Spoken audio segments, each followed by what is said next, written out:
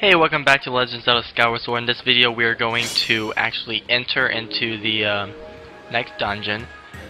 Now, I've spoken to a lot of people and they didn't even realize that they were in a dungeon when playing this part. They thought they were actually still going to the Temple of Time, which is where we're trying to get.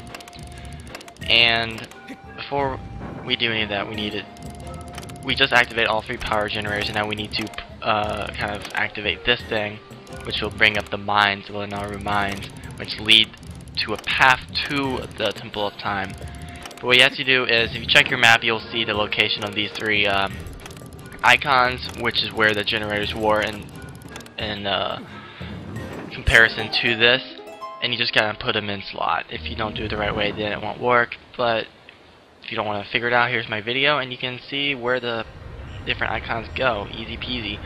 Anyways, as I was, oh my god, tongue-tied. As I was saying, lots of people I spoke to didn't realize this was a dungeon. They just thought they were opening this and then walking through and getting into the Temple of Time. I am not the same way. I didn't actually feel that way, but I can see where they're coming from, since it's been talking about trying to get to the Temple of Time for a while. But we are in fact entering into the 3rd dungeon of the game.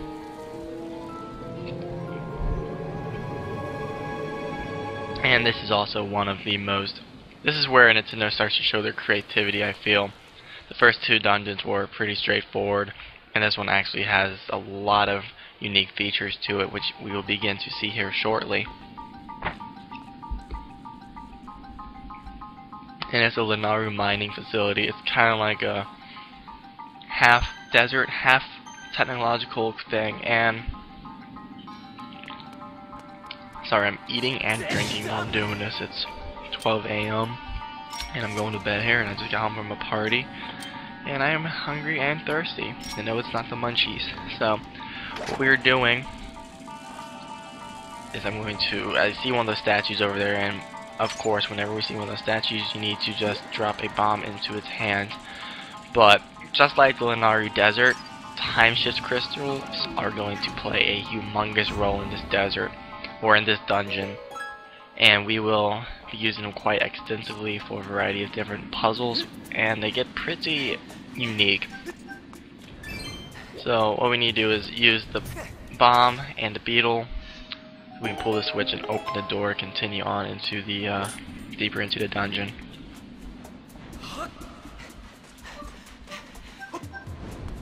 Here we go. Barely made it. There's also one on the other side. If you pull that switch, you'll get yourself rupees. I'm not going to show it because I don't need more rupees, but if you guys want to do it, it's pretty simple to get to. And we're just gonna run past these guys for now. We'll be coming back to this spot later on in the game, so I'm not going to bother fighting them.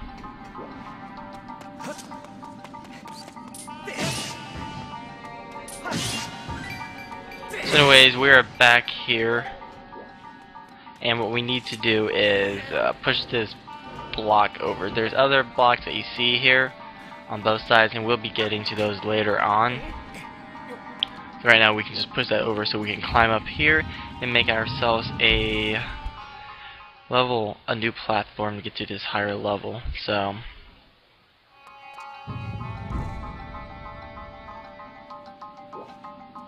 alright, this room is going to serve a pretty significant purpose later on, but right now there's not a whole lot we can do as everything is blocked off by gates. But we do see this bomb flower up on the higher ledge, which we can use to drop right onto this big box of crates, which will allow us to jump on over. So let's go ahead and do that, shall we? Oh, that guy almost got me. Oh, he got me right off the cliff. I meant to do that, I swear. So you can just jump on over, and there's a chest here. So let's take out these keys. They're going to be pretty annoying if you don't.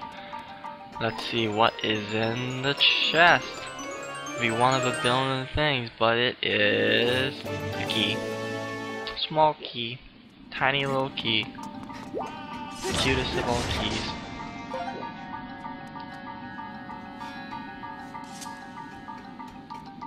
Alright, so There's not a whole lot more we can do in this room right now, so we will return to this spot later on. Right now we're just going to take the key and head right back out where we came from.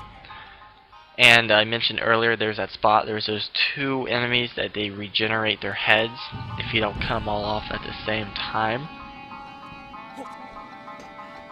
Right here, and we're going to use one of the keys. We're just gonna run past this guy, we don't want to fight him. Fighting enemies is lame. So we're gonna go ahead and just go this way. And this room is going to be a pain. You can see there's a bunch of stuff like right there in front of us that seems to be broken down, like the robots that we saw earlier, and we see this what appears to be a track that is not operating, like a conveyor belt. So we have to somehow find a way to get that to operate. And I hate the conveyor belts actually, but I don't have too much of a problem with them, thankfully, but they can be quite a pain in the butt. What we need to do is use the beetle, make a wide circular path if you're doing it from my angle. Ooh, very nice. I know, I'm too good, I'm too good. And drop it on this box up here. That will allow us to climb on up and hit that button that is up there. So let's go ahead and see what's over there. Scorpion!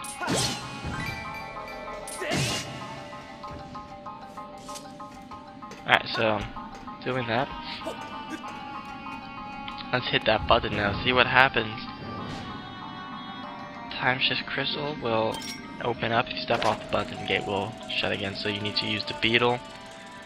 Slingshot, I suppose, might work if you're a pretty good shot and can aim it right, but I don't know if it would have enough power to make it there if you haven't upgraded it or anything.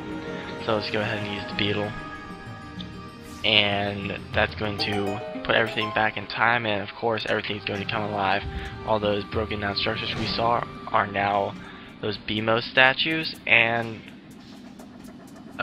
what you have to do to kill them is slash across that blue line. They're kind of like totem poles, just slash them down and break them. Oh wow, yeah, you need to run across that, and I don't know how I didn't fall down. I was lucky. If you fall down, it's quite a pain to get back up. So there's going to be a lot of running and timing with these conveyor belts, because they will try and throw you into the electric fields, which you don't want to do, but pulling this switch will open up a gate to a door up there. So let's go ahead. Oh man. See, if I jumped too far, that was going to smack me a bunch of times, because the conveyor belt is pushing right into this electric field, so you have to try and work your way off of it. So let's see, my energy recharges it would go quite quickly. So you need to time yourself. And there's thankfully energy. There's a fruits that restore your energy that come along a conveyor belt, which will be very helpful. I'm just gonna go ahead to the right. If you go to the left, you can get a chest. Again, it just has rupees or something in it that you don't need. So we got another conveyor belt segment, and this time there's a kind of a corner you have to look around. So after it passes by on the close side to you, just go ahead and run. I missed that one. That's not good. This should get me barely. Alright. There's a BMOS here, and as you can see, I barely grabbed that before he shot me, but he's gonna shoot me anyways. So I gotta get away from this guy, because that does like one heart every time it hits you, and then I'm gonna fall into this guy, just taking a bunch of damage. Anyways, that door will open when we pull that switch, so we can go ahead and carry on. And this is the room that we will be getting the dungeon's item. And it's not a hard room at all, thankfully. And the item in this dungeon is pretty nifty. It's pretty easy to use, and it's not all that complicated. Oh. Right, if you didn't notice earlier, those guys blow up, so you don't want to smack them all that hard. But as you can see, there's rocks that are blocking our way, so you gotta somehow smack him. I was hoping if I did like a left slash, you kind of like curve into it. So that's not gonna work, so I'm gonna have to wait for him to float back, and then I'll have to let him get in front of me, so I can just hit him straight on. And when he hits those rocks, he'll blow him right up. So let him get real close, pulling him close over here. Alright, now that's a good spot. And we just jump on over.